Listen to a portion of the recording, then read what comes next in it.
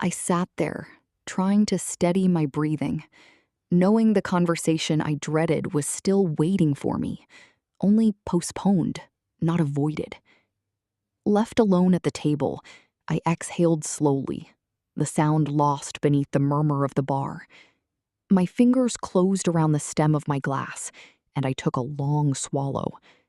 The liquor burned on its way down, a flash of heat against the cold tangle of my thoughts, and for a moment it dulled the edges of everything.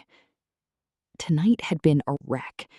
I could still feel the press of the stairwell wall at my back, John's breath thick with regret, the clumsy weight of his confession, and above it all, the hard shock of realizing Mike had been standing there, watching. I turned the glass in my hand, watching the amber liquid catch the low light. Mike.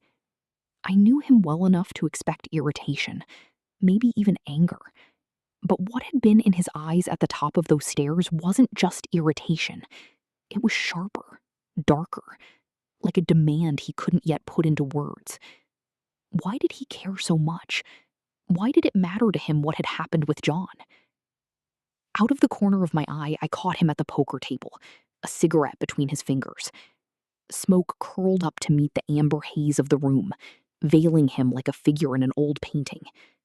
He looked completely at ease, cool, unreadable, but I saw the way his gaze kept drifting, cards in one hand while his eyes flicked toward me again and again, as if he couldn't quite let go of whatever had passed between us. I pretended not to notice, turning instead to the window beside me.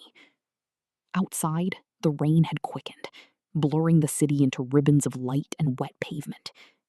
Street lamps threw orange halos onto the slick roads, each falling drop catching the glow and sparking before it vanished. It was beautiful, strange and unreal, like staring into someone else's dream. I fixed my eyes on it, letting the rhythm soothe the tremor beneath my skin. But even as the rain whispered against the glass, I could feel him watching. The weight of it pressed between my shoulder blades. Why had he brought me here tonight? Into this smoky back room he usually kept apart from me.